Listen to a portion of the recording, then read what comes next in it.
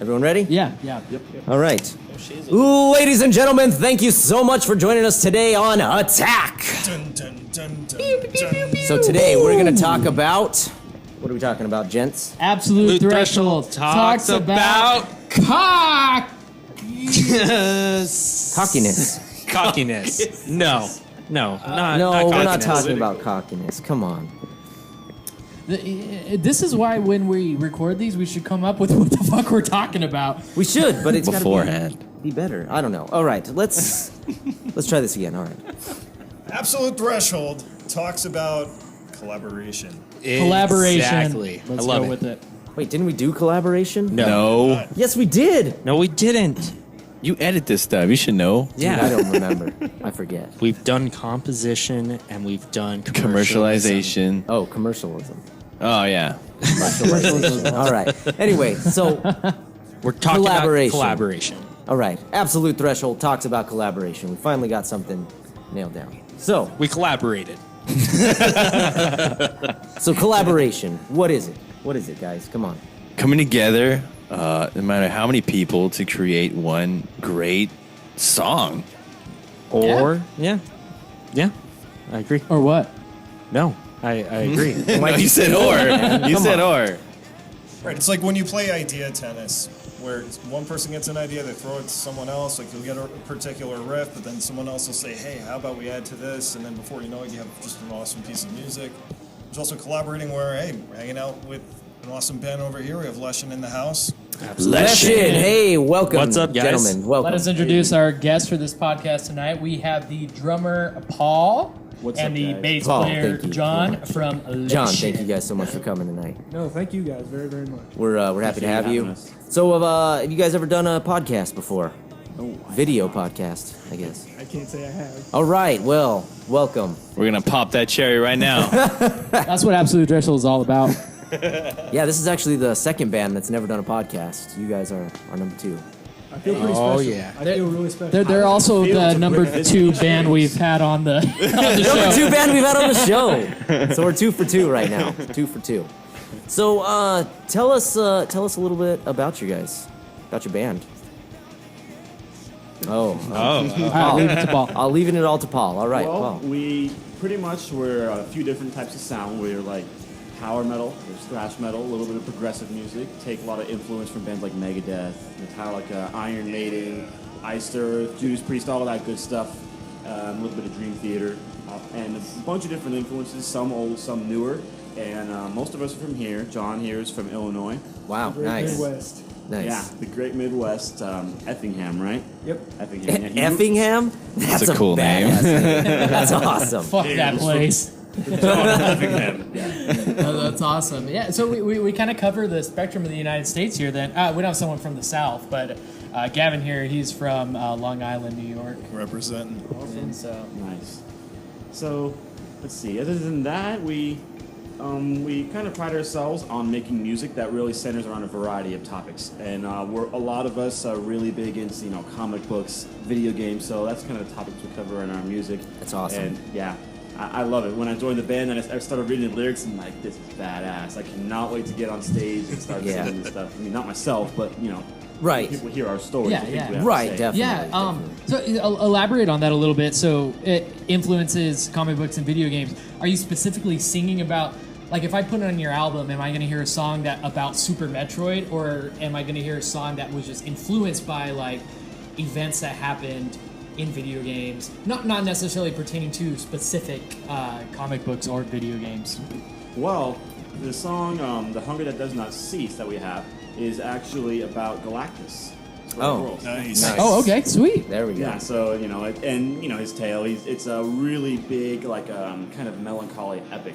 So the lyrics just kind of center around that, and I think that's the only comic book centered one specifically we have right now. But Josh has a bunch of ideas. He's the one that wrote the lyrics for that, and he's the big comic book reader. Okay. So a lot of the lyrics we have right now center around topics like that. So we have one that's about Dracula, called Yusuf Dracul, and Fear More Than God. Well, that one doesn't center around a mythological topic of any kind, but we try to keep it various, and I love that about the band. Absolutely. Absolutely. That's really key to keeping things fresh in a band. Is keeping things having a lot of variety. So like you mentioned a second before, like you have that one song that's inspired by like you said Galacticus, right? Galactus, Okay, yeah. Galactus. So since you said that, so you guys are brand new basically, Yep. right? You're kind of in the process of writing a full length album or something Yeah, like we've got. that. How many tracks do we have put together now? Well, of the 12 that we have planned, we have about, I want to say, 8 of them down. Now, a lot of it's written now. I got to put together the drums for a few of them. But Yeah, and I had to most write all of the it's laid bass out. lines, but a lot of it was before Paul and I really became part. Yeah, Okay, so you guys like the newest members to the Yeah, band? yeah. Oh, okay. Yeah, so me and John are the newest ones. We joined the band around the same time. I think I joined in January, and he was like the next month after that. Yeah. I actually talked to these guys before I moved out here. Nice. Wow, nice. Okay. When did you awesome. move out here before? Yeah, it was like the end of January. Okay. I was like browsing Craigslist ads. Yeah. I can relate. It sounds very similar oh. to like what we had with us here in Absolute Threshold. Whenever we moved up to Phoenix back in June of 2012, we had lost our original drummer during our move time up here. Oh, wow. And then we had actually put up a Craigslist posting for a brand new drummer. And Gavin was actually our second email to us. The first guy sounded sketchy, and then Gavin's email to us was just like, dude, I fucking loved your band. This sounds sick. I could totally get with this. And then we scheduled a meeting with him. We met up with him at Starbucks. No creeper. And then ever since, like, that first jam session, it just kind of feels natural and organic to have him as our brother in arms, Oh, yeah. essentially, in this band. Yeah, Shucks. that's kind of how it happened with all of us too. When I came in and I jammed with Josh and Jordan, and I've known Jordan through my friend Justin for a while now. So he invited me out. He's like, "Hey, I know you're a drummer. You want to come try out?" And I wasn't sure what to expect. I've never actually been in a band before. It's my first band. So I came in. I was like, "Give it a shot. See what happens." And it just clicked. It was perfect. And then John came a month later, and it didn't take one practice, and he did. They never even told me if I was in the band or not. Wow. Nice. It just clicked, and Our we're people will starting to call get your that chemistry, and it's really cool getting to practice. And they wrote a whole song that's going to be on the album in like a day.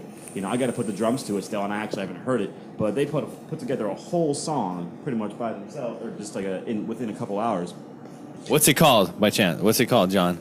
The working title is John's Song. John's song.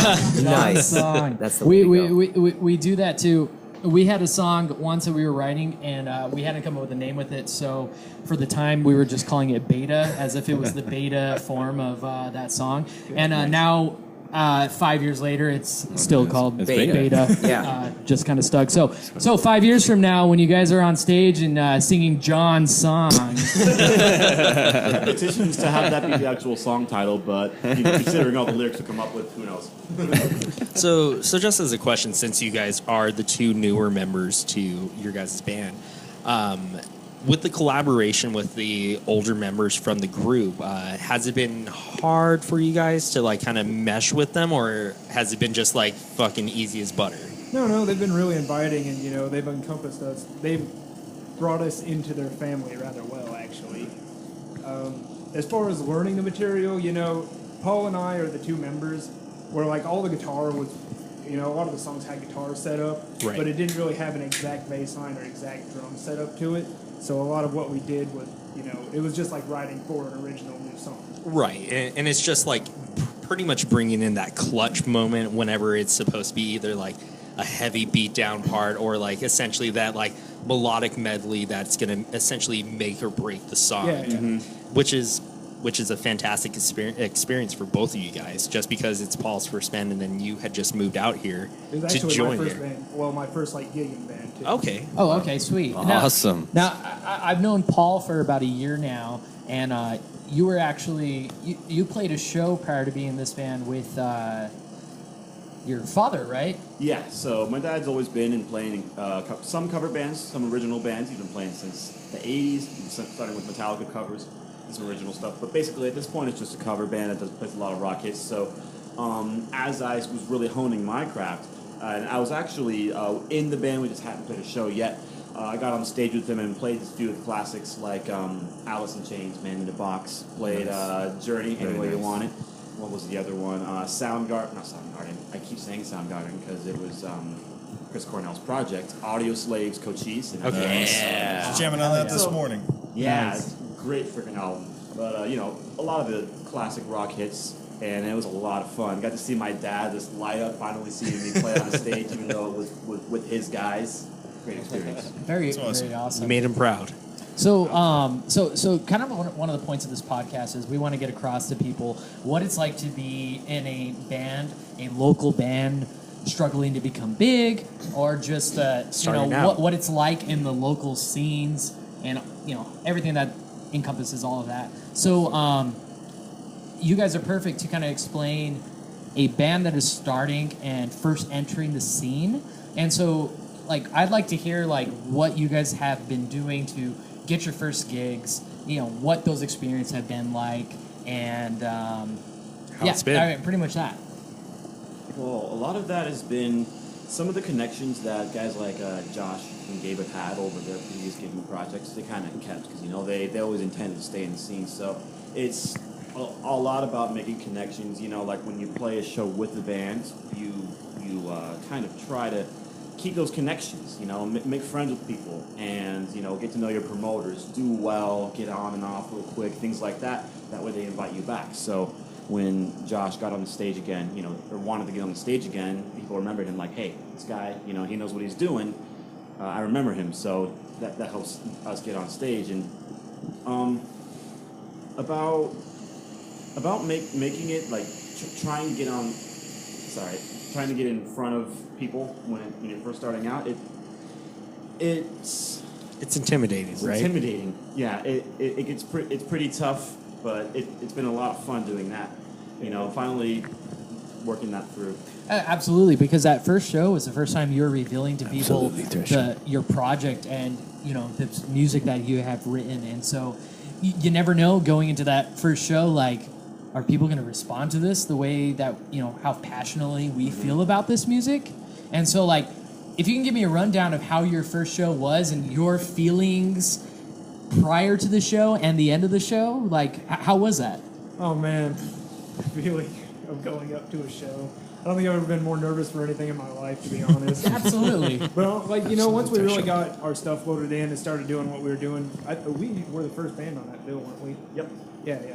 So once we really got everything moving, like, it was okay, Like, at least mentally I was doing pretty good, but like my body was still kind of shaking and stuff. Yeah, for But sure. as far as we had a pretty responsive crowd actually. Where did we play? Timeout Lounge. Yeah. We had a pretty decent crowd there, as far as for our first gig, definitely, and they were all really supportive, which was great. And the stage was decent. Definitely the decent. Where'd you guys hand play? signal. Where was the show at? Timeout Lounge? Timeout Lounge. Timeout. Timeout Lounge. Right across Tempe, the street right? from Yucatap. Yeah. Yucatap, Southern okay. Mill. It was a fun show. It was a lot of fun. When I got on the stage for that, it was a crazy feeling because I was driving there like, oh man, people are gonna finally hear me play because I've been playing for a while and my friends have known that I've been playing for a while. A lot of them came to that show, so I was like, if I screw up, they're never gonna live this down. My friends are supportive. They It's wouldn't the way it do that, works, but man. I could never live it down for myself. So I went into it driving there, it's like thinking about it. But the moment I got out of my car and started loading in, I was like, got this. And it was a crazy feeling, like bliss. And then by the time we got on the stage, it was just, a couple weeks before a show, you're just dress rehearsing. You're just doing the exact same set over and over, just kind of Exactly. Oh yeah, through it. over and over. It was just another practice, and I just treated it as that. And if you notice me on stage, I try to keep track of the things I'm doing while I'm on stage. I'm just kind of going ham, I don't pay attention to what's in front of me, the people that are watching much, because the more I do, the more Anxiety. I get. Oh man. So I just, there's a funny picture on our Instagram where I'm just making really funny faces. And that's just because when I play, I try to tune that out and I just go at it, and I make the most fun out of it as I can, like to have some stage presence as a drummer. We definitely know that with me because I guess I look like an 80-year-old man. Yeah, when Chris starts playing and he starts making faces, he ages about 40 years. We don't understand. It's cool. So, what time did you guys play? What was your? What time was the set? A band ended up dropping out, right? No, not that first show. That was Oh, the second okay. show. Yeah, we, yeah, that I was think the second we went on at like 7:30 or 8. So like essentially like the first time slot of the show. first. Yeah, Oh, yeah. Yeah, and, yeah. and this kind of like leads back to like our first conversation we had on Attack, where we're kind of talking about it, where local bands, whenever they first start getting into the ring, getting into the scene, they're always going to get that essentially, which is the worst time slot of any type of It show. actually- Like, Sorry to interrupt. It No. actually worked out really well for us because it being a bar, everybody was still there when we started playing. Yeah. okay, Because it was that a weeknight or was that a weekend? I think it was a Sunday night. It was a Sunday night, I believe. Yeah, yeah. Okay. So Okay. like everybody was Oh, still yeah. there when we started playing, and then they kind of filtered out as it Yeah, got later. yeah. That's awesome that that happens because like we were talking in a previous episode on when a band first starts. You know, we went over like for a while you're going to be playing those kind of shitty time slots. You're going to be playing at the very beginning of the show. If it's on a Yeah. weekend, excluding Sunday where people have to work the next day. Playing 7 o'clock at night, nobody's fucking there. Yeah. Yeah. Nobody's there. Or you get the complete opposite, and you're the Closer on a weeknight. closing Yeah. Prime band, time. sort of, and you're playing at 1 in the morning, 1 or till 2 the in the bar morning. closed, and Everybody loves their everybody's songs after taken that. off, and the headliner for the night has already played. Yeah. And so we were talking about how new bands. That's something you gotta. As you keep continuing to play, you start getting better time slots and getting known by the local scene and being asked to play, around what's prime time, like 9 to 10. 9 or 10 o'clock. But that actually Yeah, it brings depends up on the show. That brings up a good point with bands that play after the headlining band. I don't understand whenever they actually play like bands that come after the headlining band. Like kind of open floor like combo about I've this. Like never even heard of this or seen this in my life. You know, I've actually seen that happen, and it's just really kind of a shitty move. I feel It's kinda to have that awkward. Exist. Oh no, and it's kind of condescending because it's like, all right, the awesome part of the show is over. What's Let's just left? pick this band to like play till the end of the night that To no one close gives it a out. fuck about. Yeah, it's you like know. background music as you walk Yeah, out of the van. you are the background. You're the background band for the rest of the night, and maybe that'll happen to you guys. You might get a time slot like that. It's happened to us a couple of times, so we know Absolutely. the experience. You know? Absolute threshold. Yeah, Now, it sucks. One thing I know we're talking about collaboration. So the bands that you guys played with at your shows, were they similar sounding to you guys? Were they different? Did they have, like in our case, we have a lot of trouble because we're more of like a rock, semi-metal band, more rock than anything else. it's like a hard rock. And we always end up playing with, yeah. I mean, We're post-hardcore people That's classify why us because that. at Rock Bar, you seem to have a good variety of different kinds Yeah, of you were at that bands show. in the set. That was an awesome show for us because That was. the bands we played with That's kind of true. match our And style. you didn't go on to late either. No, but the thing most- is most of the time we end up playing with bands that are like screamo bands or really heavy metal Death or metal. death metal. We play with a lot of death. And so, like, that's the thing. There's like, have you guys had that experience yet where you're playing with bands that don't really fit with your genre, or has every band you played with so far been pretty close? I've actually heard Josh mention this before, that like previously they did tend to get put on like death metal and stuff like that. But I mean, for the shows we've played, like with Paul and I in the band, I think we've been at least reasonably well matched. up. Reasonably well matched, And of okay. course, I mean, it's not everyone we share a stage with is brothers and sisters, no matter what. Right, of course. And that's part of the collaboration, Yeah, people yeah. helping each other out. I know in the past, one of the shows I had of my freaking whole cab setup blew.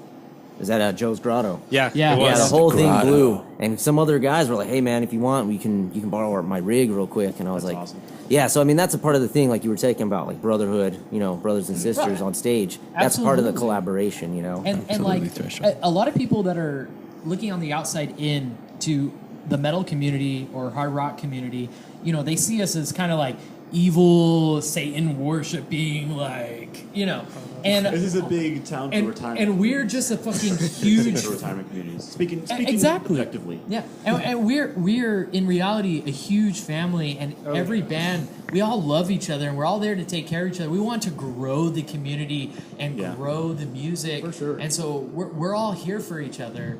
And like in that exact instance, like that guy was there to help us. Loan us equipment and stuff, and Right. that's like at any show. And we've done that in the past. I know one show, Exiled Martyr, their bassist, his stuff got all messed up, and he needed to use a head. Yeah, his head blew, and he needed to use a head, and I was like, yeah, man, you can use my head Yeah. setup. So That's because Ramon bass gave players that- don't know how to work their equipment. Two bassists in the room, both dude, are I pissed know. off. Man. Jeez. So That's what happens. Bassists get Put treated some like flames shit, right man. here, right, Come on. guys? yeah, I think it's really awesome. And kind of, said, you know how I said my dad's always been in bands since he was like 13. He's been playing music, and he moved here from Florida and worked on bass at Luke from like age, I want to say 25, 26, and he's been playing gigs here for 20 years now. And, Wow, that's awesome. I've noticed this trend of all the friends I've made, and you know, we throw parties, we have our fun, all this stuff. And then I think about back when I was a kid, my dad would have people over, and all of his friends, they're all playing in bands. They all have that same look. You know, they're all in bands. They're all buddies. They either met at shows or they were playing together. Right. It's the exact same thing. So it's passing it on generation to generation. There might have been less amounts of people like that back 20 years ago who were doing that. Now there's more because they had kids, and that's us. And I think it's amazing. We got to keep that trend going. Absolutely. Definitely. Now, how can people get a hold of your music? How can they, stay up to date with what's going on with your guys' band? Well, we have Facebook, Okay. Twitter, Instagram, and we also have a Bandcamp. That's where our music is currently. And it's on leshenband.bandcamp.com. Okay. And we have a couple songs on there right now. This is a demo called Into the Woods. All right. And Nice. that's what we have right now. And we try Perfect. to do our best to keep up on social media, let everybody know what's going on, what the updates are. All right. So you can follow us. Twitter and Instagram is leshen_AZ. Perfect. For- We'll have it in the description for everybody. Yeah, Description? Hell no, Yeah, we're not gonna have all no that description shit. We're gonna have it right here on the video, man. Just like Better. bam, Put it right just over like my that. face. Yeah. Oh, right over his face. Did you hear that? Right there, folks. It's gonna be right on his face. Actually, his Right face there. will probably be right there. You know what I'm saying? Right there. Oh man. Yeah. So let's get back to, because this is Absolute Threshold talks about collaboration. Collaboration. So So Collaboration. let's run down real quick how Absolute Threshold writes their songs. I don't think we've gotten into that in the previous podcast. Like collaborating on. So- I mean, the way we write our songs is our collaboration, pretty much 100%. So, as Gavin, for lack of better words, how Gavin would say it, Riffstifer comes in, brings in a riff, that's true. and He likes then we'll kind of like mess with it for a little bit. Gavin walks in, he's like, "All right, I got a drum beat for you," and then Ramon will start kind of like playing the bass, like kind of filling the waters. Gavin will be like, "Hey, you should make that a little bit more difficult." That's so true. Yep. And then Jimmy will be over here, like kind of like, how can I make a fucking solo on top of this? Oh yeah, I for when we're writing a song, and these three have come with the foundation of the music. Chris will come in with his riff. Gavin starts getting on the drums and playing some fucking beats to it, and Ramon comes in, boom, boom, boom, boom, boom, boom, whatever the fuck this guy does, and Right. Whatever I do. and then there's Just me basis, we for the get next bashed. 3 days playing Bashed. the fucking worst shit you've ever heard in your life. I'm just trying to figure out how the fuck can I put a lead on top of this. I mean, it's garbage. If you ever came in here while we're writing music, you would just totally dismiss this band because when I'm writing music and trying to figure out what the fuck a lead or solo can go on this, it's fucking horrible. And We get lucky every once in a while. it'll Give just that make the part to Chris. blood pour out of your ears. It's in a bad way. But I will say to my own credit, like I eventually get it, and not gloating here, but it's pretty fucking awesome. And then we got Matt. It's your podcast. And And then we got Matt. Comes up with lyrics. I like writing lyrics. I like telling stories, different things. I like to get the feel of who originally wrote it. He tells me a story before bed every night. I call him up and I'm It's like, good "Matt, practice." just tell me a story." Helps me fall asleep. He doesn't FaceTime. sleep. We're good. We're good. So, all right. Well, Legion. We definitely Leshen. Leshen. Come on, Leshen. Legion. Get it? Keep it together, man. All right. So how do you guys write your music? Like give us a run through of a day of writing a new song. I think we are the worst two people to ask for that out of the whole band. Well, where's the rest of the band? Well, they're a busy bunch of guys too, and Right. But so basically, how it works, how it has been until really we joined the band. Josh is kind of a musical genius. This guy, he's written a lot of the music so far, and not to gush about the dude too much, but Oh, he's very good. the dude spits out amazing music like it's nothing. He's a very, very, very talented Awesome. man, and blessed to be in a band with this dude. And so I was going to mention, when you're talking about making leads, we're kind of spoiled to have a guy that writes the music with lead and rhythm in mind. And you should have seen at practice the other day. One of the songs we're coming up with, we have this riff currently called the Wonky Riff that when we... You're the only one who calls it. I'm the only one that calls it that. Okay. All Well, right. someone said it once, and I just ran with it. Anyway, Josh was showing it to Jordan, and the look on Jordan's face was hilarious because he was like, Oh yeah, dude. His eyes got so big. Lit up. Yes. and the look on his face was, I wish I could show you guys, but it was really funny. But yeah, Josh he'll generally come up with leads, some rhythms, and then me and John come in. We provide the bass and the drums, the rhythm section too, which I love being the part of the rhythm section. Just to gush about being a drummer, and he's actually pretty good at writing drums for a guitarist too. There's a lot of points where I actually didn't have to change the drums because the stuff that him and Gabe came up with actually just suited the song very well. Nice. And not just simple like follow the kick, or follow the low tones with the kick. It's more than that. It's been really cool to write with a bunch of guys that can have input even though they don't have experience on the kit. And this guy's an amazing bassist too. So Oh, don't even say that. he has. Well, that's the thing, man. Wait till you Bass see and it. drums, man. Those are the foundation of everything. for sure. All Absolutely. songs. You know what I'm saying? Yeah, That's yeah. right. I know what you And Yeah, sure. You brought up a good point in terms of like somebody that puts an input to an instrument that they don't really Yeah. know. And we do the same thing. Like we're always suggesting to Gavin, and I can never get it across. I'm like, can you like boop, boop, boop, boop, boop, dee, doop, Oh, we do boop, the same boop.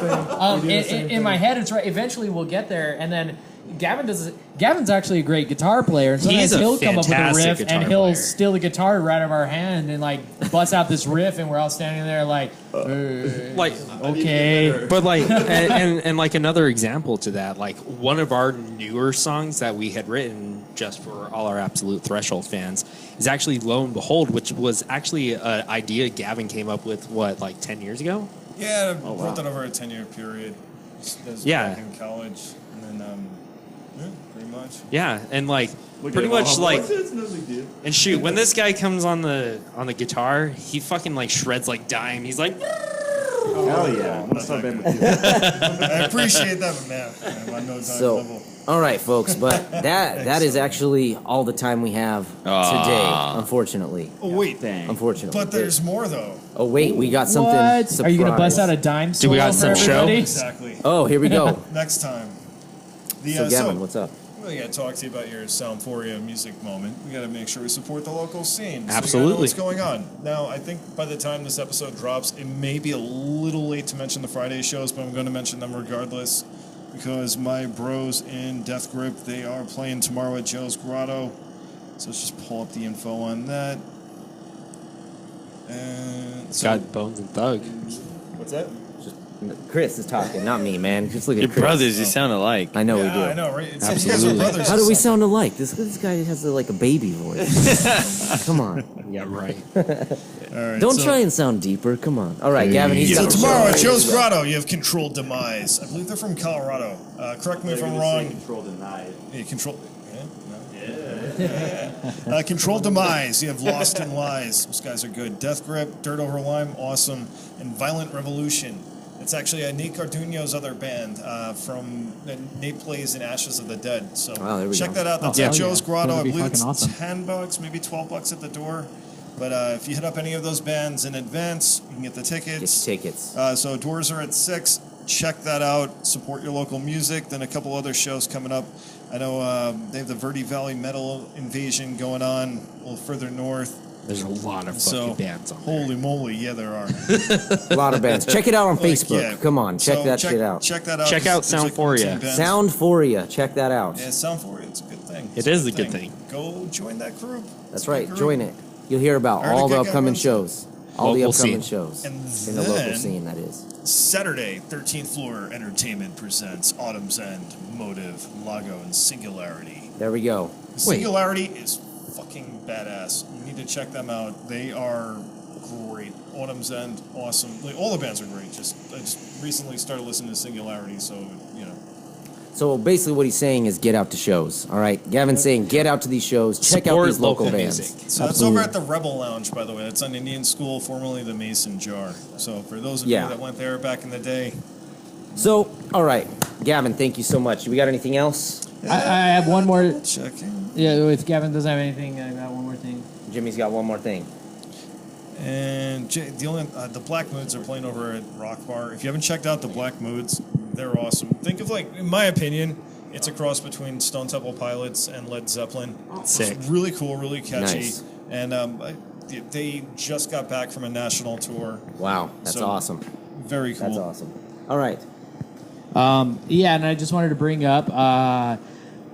So this episode of Attack, we kind of like let it slip a little bit at the beginning of the episode. Absolute Threshold talks about cock, I believe. You can check that out on Pornhub.com/Absolute Threshold KO-sesh. Leshin might be joining in. I'm not sure. We'll see if they're down for it. But please check out that video. That's mainly how we make our money because porn brings in a lot. Caulking. Yeah, To be determined. yeah, it's gonna be fucking awesome. So let's end this episode with a badass fucking track from our brothers in Leshin. All right, Leshin. So Leshin, what the fuck are we gonna That's listen right. to? What are we listening We're going to be to? listening to the track "Fear More Than God." All right, Fear More Than God. Folks, you Fear heard it right more here than on God. Attack. You Like, folks, subscribe! that's right. Comments! Let Hey. us know who you want us to have on next time. And God damn it, check out our Facebook. Check out our website. Check out Leshin's Facebook. Check out their website. Go on We'll their have it in the Bandcamp. description. Yep, and the links below. It's not going to be in the Info. description. Come on, it's going to be right here, all on the video. All right, you folks have a great night, great day, great weekend. Rock the fuck Peace. out to Leshin. Support Have a good local one. music.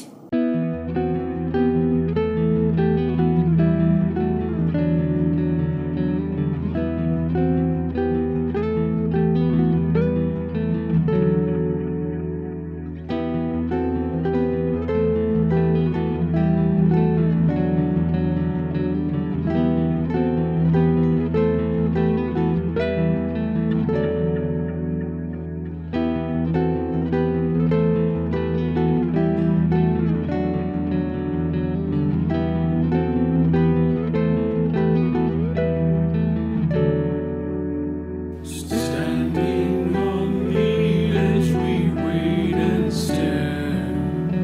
The world is burning as we say our prayers. Why we suffer here, who's to say? If God hears us, He has turned.